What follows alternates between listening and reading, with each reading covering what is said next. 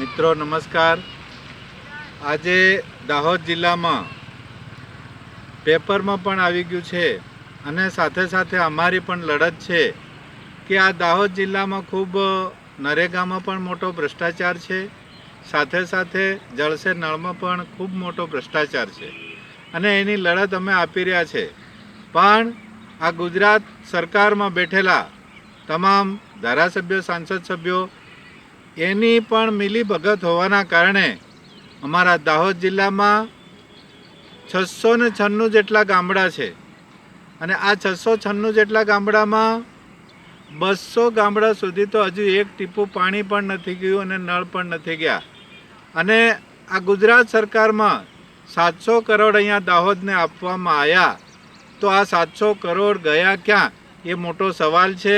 અમારી દાહોદની જનતા આ સરકારને પૂછી રહી છે, આ સંસદ સભ્યો હોય, ધારાસભ્યો હોય, એમને પૂછી રહી છે કે આ જળ સે નળના જે રૂપિયા આવ્યા 700 કરોડ, આ નળ સે જળ હજી સુધી, નળ તો આવી ગયા પણ જળ હજી સુધી આવ્યું નથી, તો આ કયા કારણોસર કઈ જગ્યાએ થયું એ ખરેખર એક સરકારનો તપાસનો વિષય છે।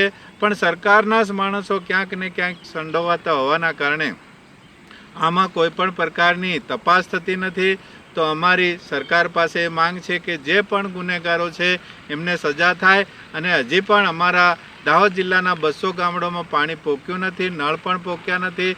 તાત્કાલિક ધોરણે પાણી શરૂ કરે, જળ સે નળનું કામ વ્યવસ્થિત કરે એવી માંગ છે।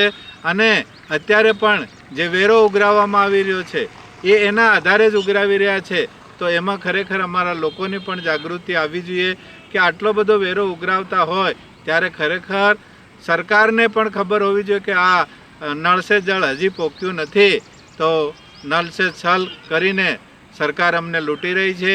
આજે ફરી પાછી જી રામજી યોજના આવી છે, એ જી રામજી યોજના ખરેખર 125 દિવસ એ લોકોએ જાહેર કર્યા છે, તો 125 દિવસની દરેકને મજૂરી મળવી જોઈએ। તો આ તમામ બાબતે અમારી લડાઈ છે।